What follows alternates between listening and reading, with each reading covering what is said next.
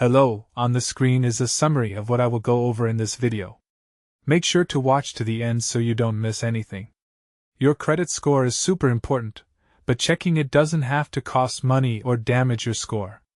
Step 1. Use your bank's built-in credit score feature.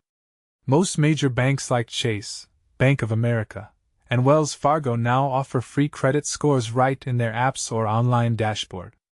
This takes literally 2 minutes to set up and requires zero hard inquiries that would hurt your score. Step 2.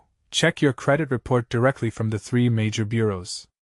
You're entitled to one free report every 12 months from each of Equifax, Experian, and TransUnion through annualcreditreport.com. This is the official government-approved site, so you know it's legit and won't ding your score. Step 3. Leverage credit monitoring services like Credit Karma and Experian's free tier.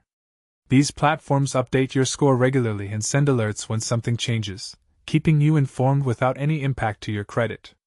Step 4. Request a dispute if you find errors on your report.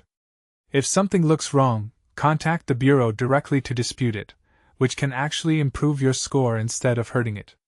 Step 5. Avoid hard inquiries by never applying for credit unless you really need it.